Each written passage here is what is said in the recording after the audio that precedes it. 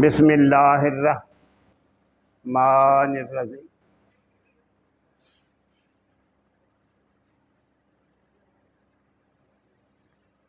I am हाजी मियाँ नज़ीर Faizi from YouTube channel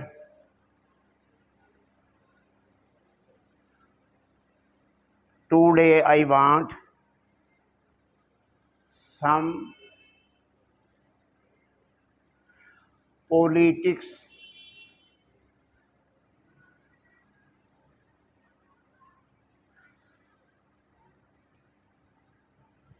topic.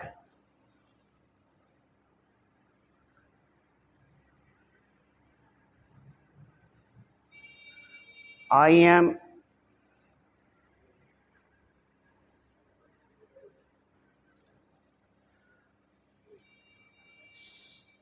politics worker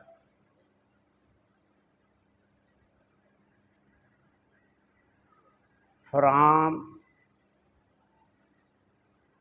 1972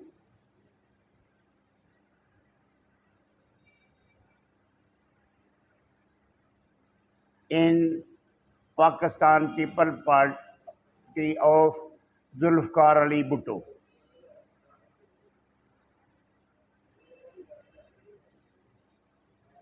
I am the worker of politics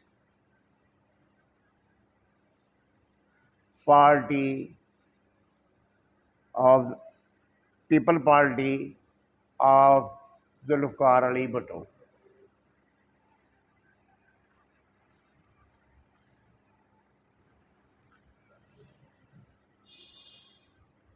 मेरे दोस्तों, मेरे हमवतनों, साथियों, आज मैं पाकिस्तानी सियासतदानों के बारे में इज़हार ख्याल करना चाहता हूँ।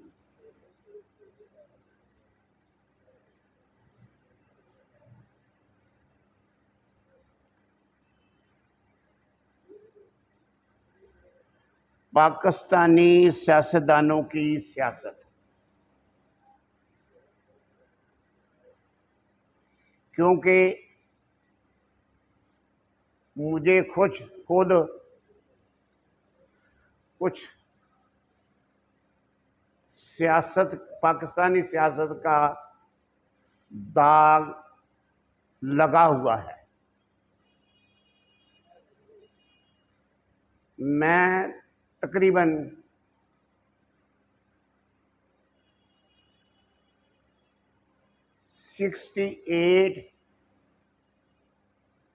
1968 during of the Field Marshal Muhammad Ayub Khan, President of Pakistan,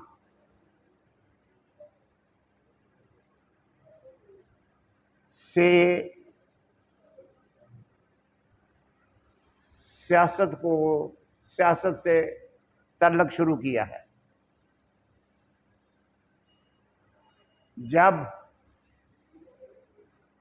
Zulfikar Ali Bhutto साहब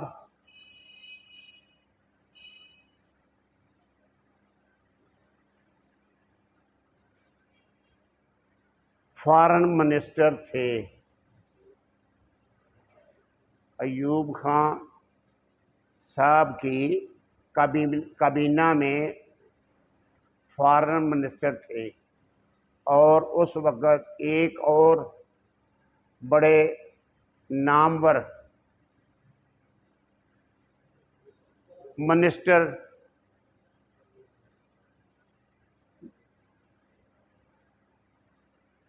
सईद अहमद सईद करमानी भी उनकी काबीना के आदमी थे।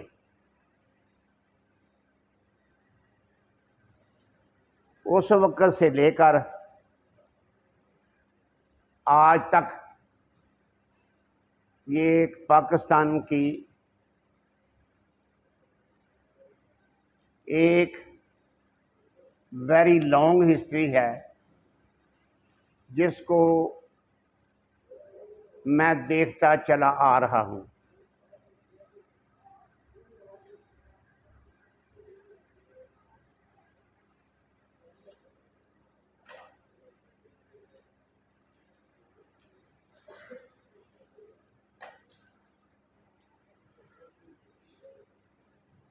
जब जुल्फ़िकार अली भुट्टो ने पाकिस्तान पीपल पार्टी की बुनियाद रखी थी, मैं उस वक़्त एज ए वर्कर पार्टी में शामिल हुआ था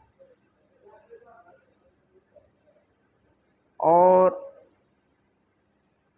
जनाब जुल्फ़िकार अली भुट्टो साहब का हुकूमत का दरानिया, फिर उसके बाद कौमी इत्तेहाद नौ सितारे, जिनमें मियाँ नवाज शरीफ साहब एज ए शागिर्द शामिल हुए थे, उस वक़्त से मुझे सियासत की काफ़ी मालूमात है।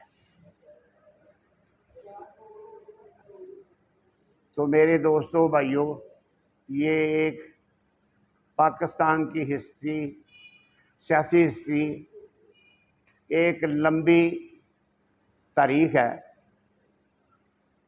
तो ये जो आजकल हो रहा है,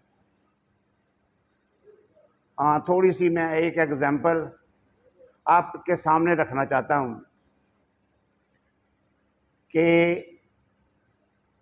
उस वक़्त पाकिस्तान में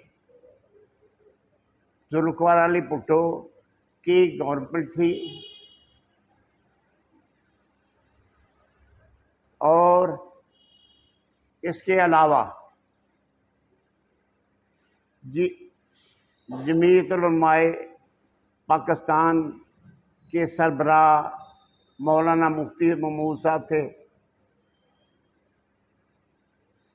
और जमात इस्लामी के सरबराह जनाब मौलाना मदूदी साहब थे। मौलाना मदूदी साहब की पार्टी जमात इस्लामी और जुल्फ़िकार अली भुट्टो की सियासी पार्टी पीपल पार्टी का लिहाज उनका आपस में कंपैरिजन करते आए तो आपको अब तक पता चल जाएगा कि जुल्फ़िकार अली भुट्टो की पीपल पार्टी अभी तक माशाल्लाह ज़िंदा है, लेकिन जमात इस्लामी वाले अपने उस वक़्त के सीनियर रहनुमा मौलाना मदूदी का नाम भी भूल गए हैं। तो जनाब जुल्फ़िकार अली भुट्टो की पाकिस्तान पीपल पार्टी और आज की आसिफ अली जरदारी की पीपल पार्टी में बहुत फ़र्क है। जो जुल्फ़िकार अली भुट्टो की पीपल पार्टी के लोग थे, वो पार्टी के तकरीबन कुछ ज़्यादा लोग तो दुनिया से जा चुके हैं और जो ज़िंदा हैं वो पार्टी छोड़ चुके हैं। अब ये जरदारी साहब की पीपल पार्टी ये और चीज़ है, ये वो भुट्टो साहब वाली पीपल पार्टी नहीं है। अब आए मौजूदा सियासत की तरफ कि ये लोग जो सियासतदान बने हुए हैं, इनका सियासत का तरीका आप लोग इतना ज़्यादा नहीं समझते कि सियासत का तरीका बिल्कुल ही गलत है।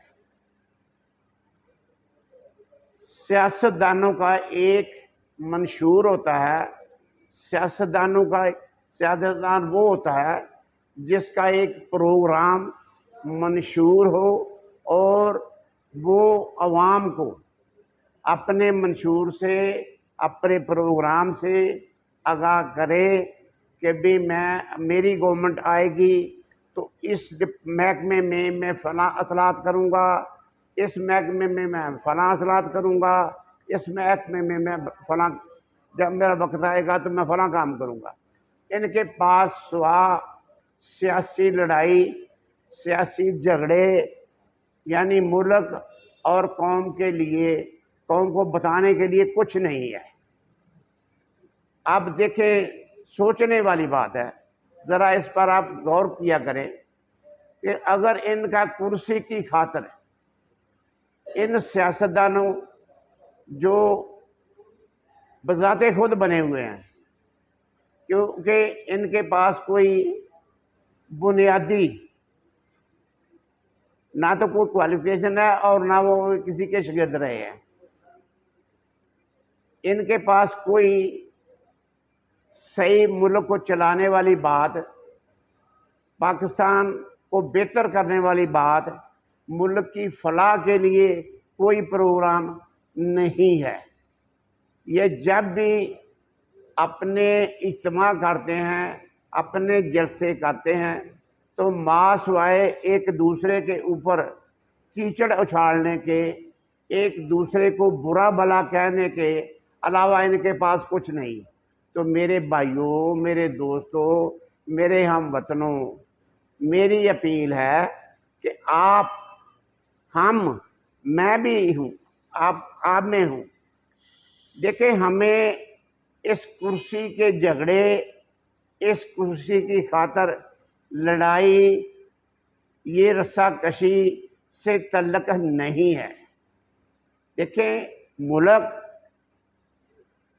और मुल्क पाकिस्तानी अवाम, हमें तो अपने मकसद से गर्ज है कि हमें पाकिस्तानी कौम को सहूलतें मिलनी चाहिए, उनको उनकी ज़रूरियात ज़िंदगी वो इजी अवेलेबल होनी चाहिए, ना कि ये जो इनके आपस के झगड़े और आपस की लड़ाइयाँ, हमें इससे कोई सरोकार नहीं। मैं अपने अहले वतन वालों से अपील करता हूँ कि आप इनके जलसों में क्या सुनने जाते हैं? आप इतनी जज्बे, इतनी मेहनत, इतनी लगन के साथ आप इनके जलसों जुलूसों में शामिल होते हैं, किस लिए? आपने कभी इनकी तकरीरें नहीं सुनी? आपकी इनकी कभी बातें नहीं सुनी? बार बार ये जहाँ भी जाते हैं, जहाँ भी कोई जलसा करता है, जहाँ भी इनकी गैदरिंग होती है, तो ये लोग इतने क्यों जाते हैं? क्या सुनने जाते हैं? क्या इनकी लड़ाई की बातें कभी पहले नहीं सुनी? बहुत अफसोस वाली बात है। बार बार जहाँ कहीं भी जाएंगे, ये एक दूसरे को बुरा भला कहने की बजाय इनके पास मुल्क और अवाम के बारे में कोई बात कहने के लिए नहीं है कि हम आएंगे, हम हुकूमत में आएंगे, या हमें कुर्सी मिलेगी, हमारे ये प्रोजेक्ट होंगे, हम ये मुल्क के लिए ये फलाई काम करेंगे, ये कौम के लिए ये फलाई काम करेंगे। ये कोई बात इनके पास नहीं है। डे बाय डे पाकिस्तान कर्ज़ों के नीचे दबा चला जा रहा है, और ये कर्ज़े ले लेके ये जो है ना मुल्क को चला रहे हैं, और इनके पास मुल्क को चलाने के लिए पहले तो एबिलिटी नहीं है। देखिए, मुल्क जो है ना, इसको तो चलाती है ब्यूरोक्रेसी, तो ये इन्होंने ब्यूरोक्रेसी को हैंडल करना होता है, क्योंकि ये इनको तो पता ही नहीं कि मुल्क का कोई भी डिपार्टमेंट, कोई महकमा कैसे चलता है। वो तो ब्यूरोक्रेसी वाले चला रहे हैं। तो इनको तो पता ही नहीं कि ये मुल्क कैसे चलता है और इसमें कौन सी अपना तब्दीलियां लानी है और कौन से तरीके हैं, इनको किसी बात का इल्म नहीं। इसलिए ये मुल्क को डे बाय डे कर्जों के नीचे दबाते चले जा रहे हैं। अब इनके पास इसको निकलने, मुल्क में चेंज लाने के लिए कोई सलूशन, कोई असलाहती फार्मूला नहीं है।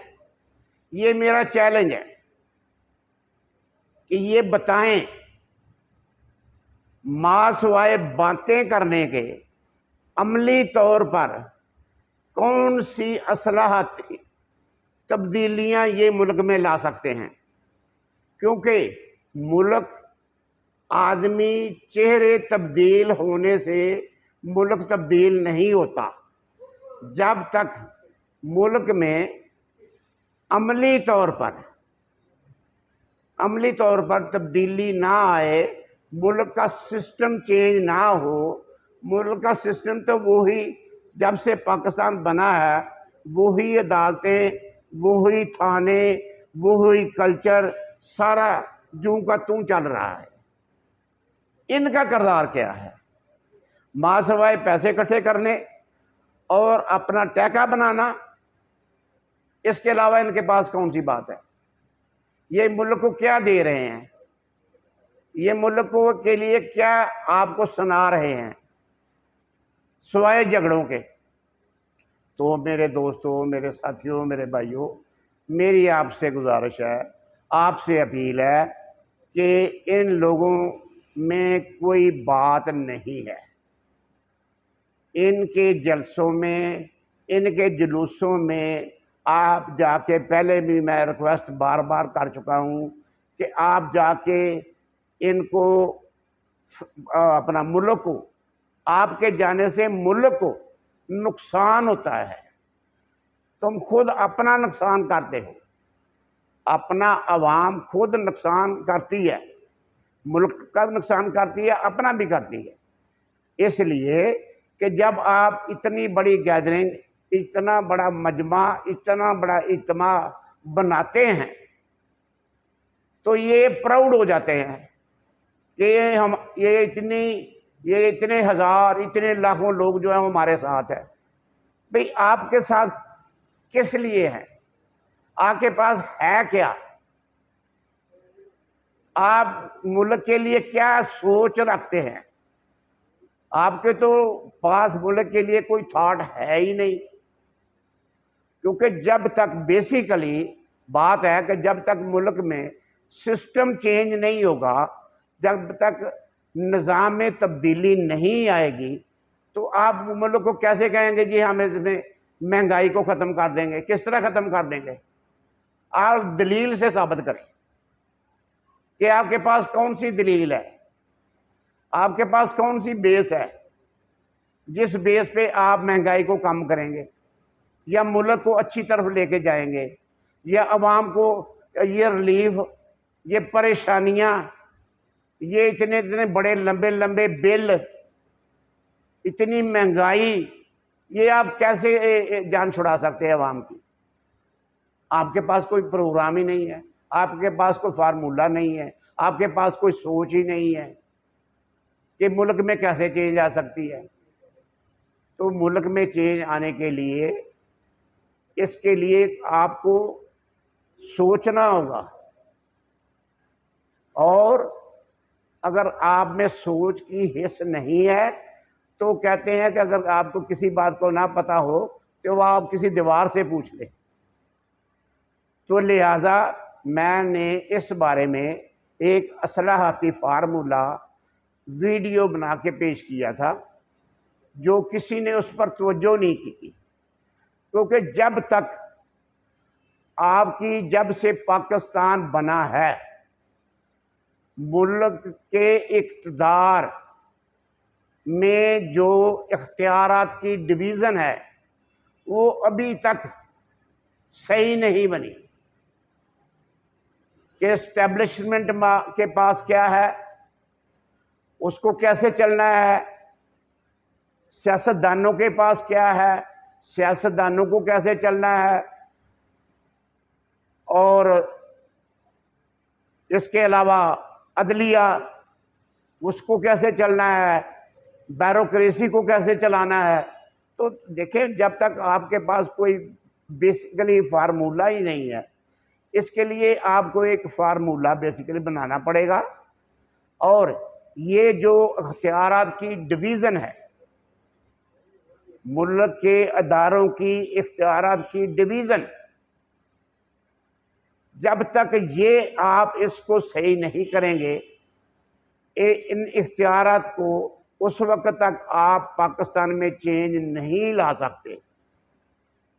ये मैं दावे से बात कर रहा हूँ, क्योंकि आपके पास कोई ऐसी स्वाद झगड़े वाली बात, देखिए आपके झगड़ा लड़ाई कुर्सी का, आप कुर्सी की खातर इमरान खान साहब भी बोल रहे हैं, शहबाज शरीफ साहब भी बोल रहे हैं, जरदारी साहब भी बोल रहे हैं, ये सारा कुछ जितनी बातें आप करते हैं सिर्फ कुर्सी की खातर, इक़्तिदार की खातर करते हैं।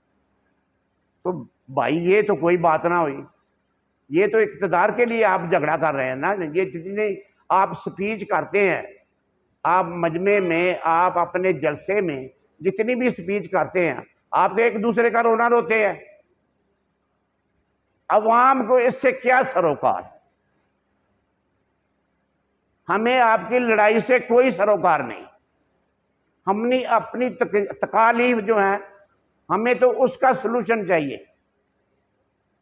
तो मेरे दोस्तों, भाइयों, मेरे हमवतनों, पाकिस्तानी शहरियों, मैं बार बार रिक्वेस्ट करता हूँ कि काइंडली इनको छोड़ दें। ये इस अहल नहीं है, इनके पास वो एबिलिटी है ही नहीं। तो लिहाजा ये आप इनका पीछा छोड़ दें, ये ऐसे चलते रहेंगे। और आप जब तक इनका पीछा नहीं ना छोड़ेंगे, आप खुशहाल नहीं हो सकते, आपको कोई चेंज नहीं मिलेगी। डे बाय डे आपको तंगी से तंगी, मुश्किलात से मुश्किलात बढ़ेंगी। तो लिहाजा ये कुछ चंद अशार मैं इनके बारे में आपको सुनाने लगा हूं, प्लीज़ गौर से ज़रा सुनिए। ये लोग, ये सियासी लोग, कैसे कैसे लोग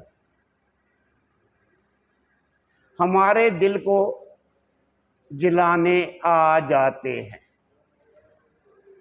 अपने अपने सियासी झगड़े हमें सुनाने आ जाते हैं। कैसे कैसे लोग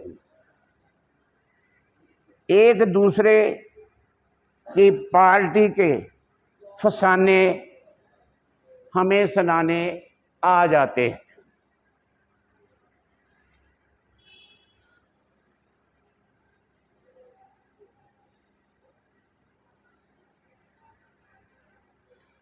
कौन सी गुलामी, कैसी गुलामी,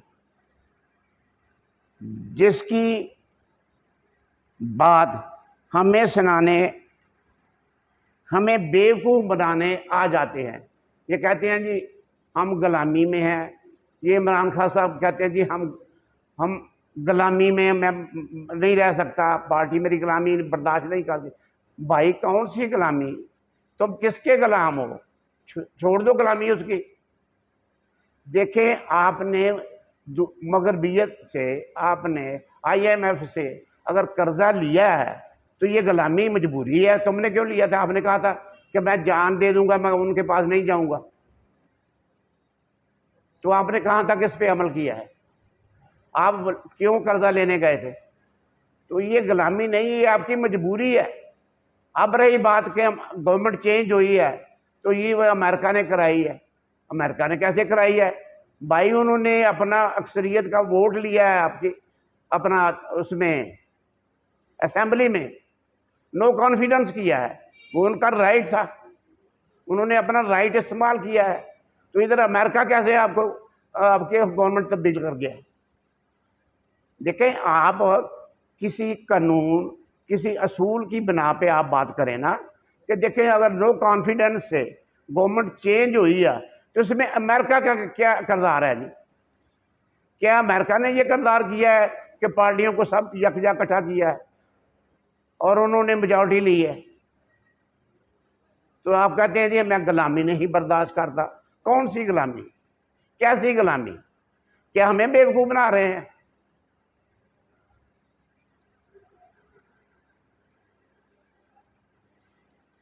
बिन बुलाए मेहमान सियासी मेहमान मजमा लगाने आ जाते हैं।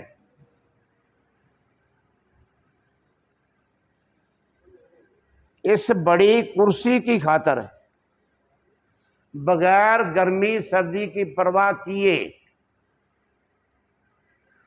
झूठ की गुफ्तगू हमें सुनाने आ जाते हैं कैसे कैसे लोग।